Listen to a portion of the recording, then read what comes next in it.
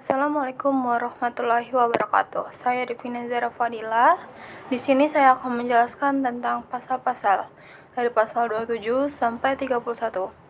Pasal 27 ayat 1 berisikan segala warga negara bersamaan kedudukannya di dalam hukum dan pemerintahan dan wajib menjunjung hukum dan pemerintahan itu dengan tidak ada kecualinya.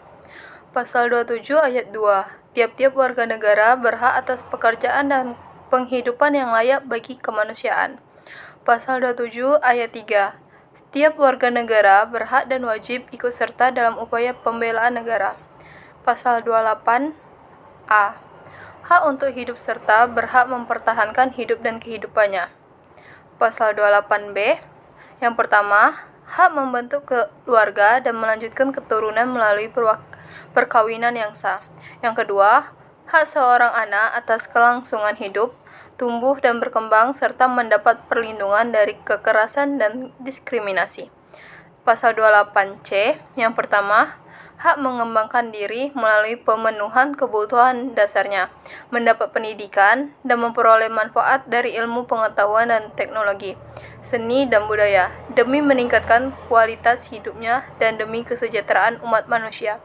Yang kedua, hak untuk memajukan dirinya dalam memperjuangkan haknya secara kolektif untuk membangun masyarakat, bangsa, dan negaranya.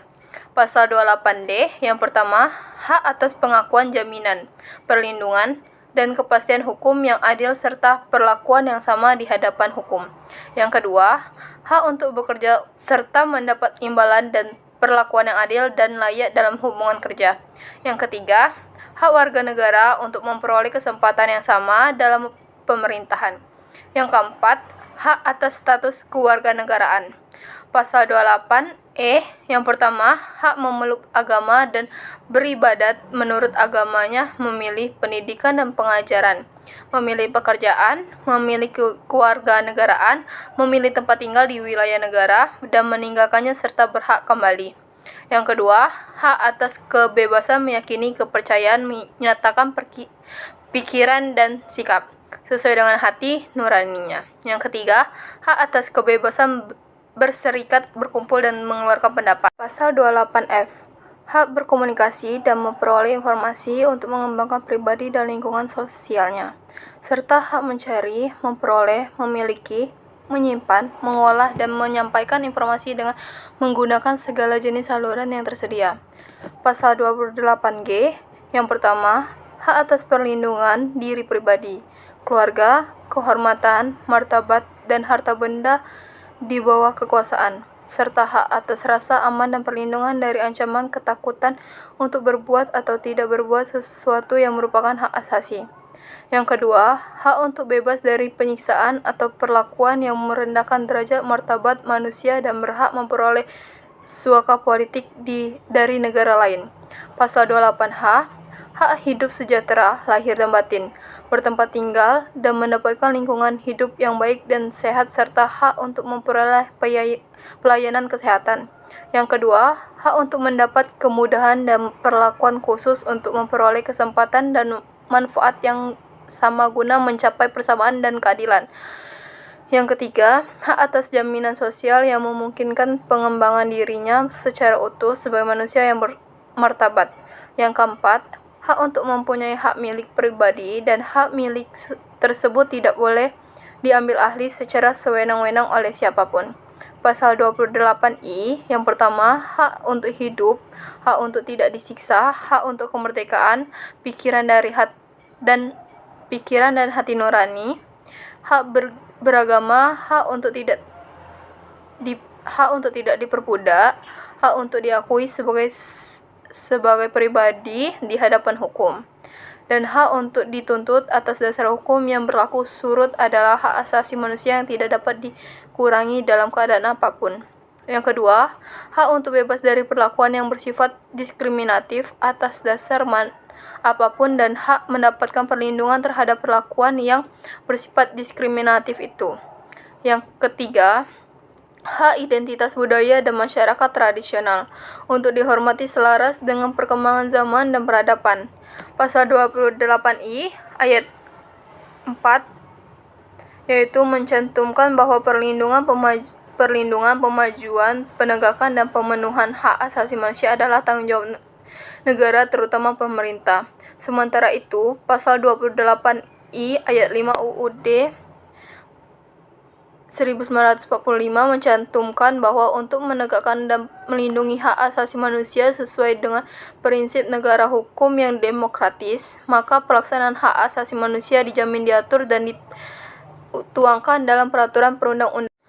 Pasal 28J. Pasal 28J ayat 1 mencantumkan bahwa setiap orang wajib menghormati hak asasi manusia orang lain dalam tertib kehidupan, bermasyarakat, berbangsa, dan bernegara. Pasal 28J ayat 2 dicantumkan dalam menjalankan hak dan kebebasannya.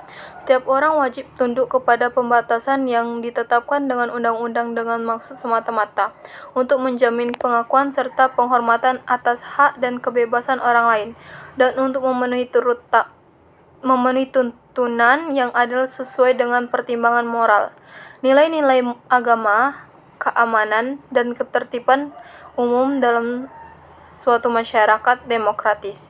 Pasal 29 ayat 1, yaitu negara berdasar atas ketuhanan yang Maha Esa. Pasal 29 ayat 2, negara menjamin kemerdekaan tiap-tiap penduduk untuk memeluk agamanya masing-masing dan beribadat kepada agama dan kepercayaannya itu.